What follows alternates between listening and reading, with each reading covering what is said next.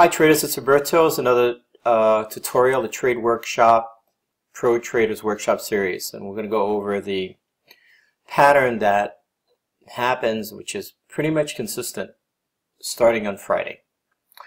Sometimes on Thursday and Friday, but I'm particularly looking at a Friday. So this is the Euro Yen. Friday, the market rallied.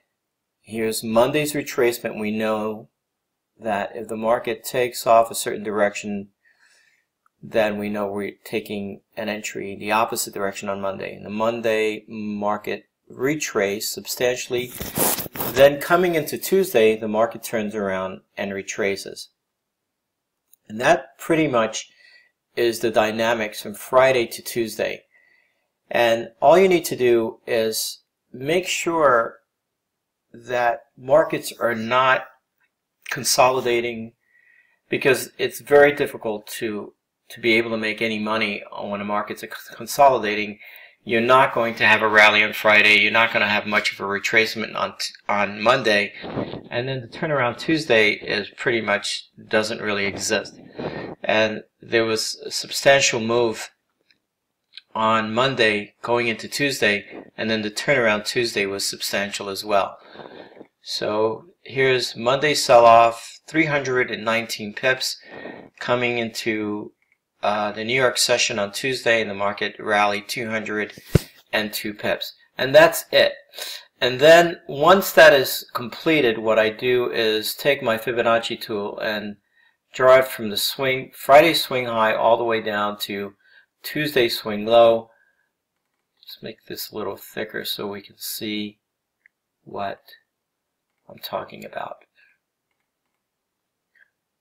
So here's the 61% retracement level, and I've entered a sell because the overall direction of the Euro Yen, the Yen is very strong right now. So this is the area of resistance, and my stop loss is above that swing high.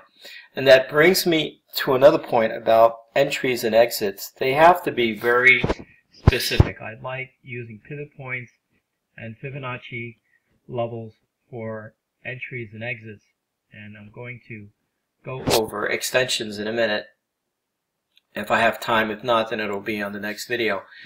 But just if you're going to take a trade, just make sure that your entries are very, very specific. You don't want to be just randomly taking a trade, because then you don't have a point of reference. You don't know where you're going to put your stop loss and where you're going to put your target. Here, I'm very close. The entry was very close to the 61% retracement level. So my stop loss is above that swing high. And that's only about 20 pips away. Well, a little bit more, about 40. And then my target is down. First target would be the 8 moving average line, and then down here at the support. Stochastics indicator is on the 1 hour chart is all the way at 80. So once, if it does not break this swing high and stop me out, then the market should turn around, head south in the direction of the daily chart. Okay, let's look at some other trades. Canadian yen, same thing. You just make this Fibonacci to a little bit bigger. Now on this trade, I placed 2 Fibonacci levels. The swing high from Wednesday and also the swing high of Friday, and pulled it all the way down. You know what, let me just do this again so you see what I'm talking about.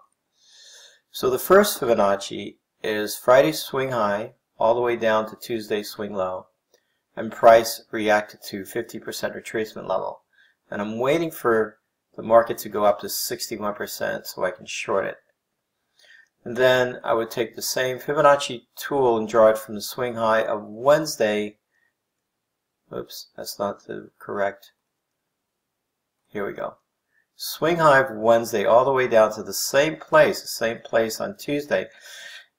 we have a low overlapping fib of 50% and that's 38% right here, these two levels of resistance. That's what I'm looking for. I'm looking for confluence of indicators, areas that I know that it's going to be difficult for the market to break these levels. Okay, so we have overlapping fibs. Simply by taking your Fibonacci tool and drawing it at different swing points. Here's a swing point here, right? That's Friday's swing high.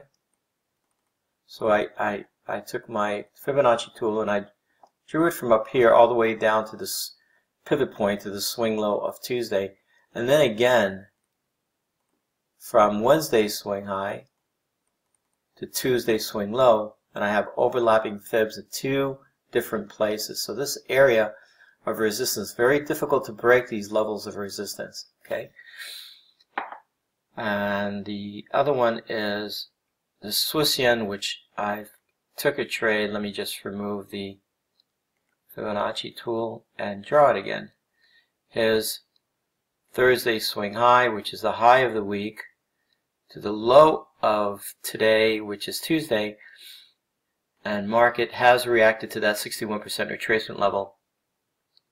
And I got in late in this trade because I wasn't at my computer, and I noticed that it did react to the 61% retracement level, which also happens to be, if you can see this, the support last week turned resistance now. Remember, when a support level is broken, it becomes resistance.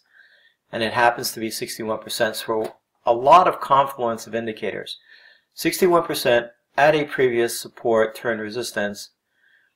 Stochastics is overbought on the 1 hour chart. And on the daily chart, we're in a downtrend. Okay, so regardless of what we see on the 1 hour chart, we like to take trades in the direction of the higher time frame.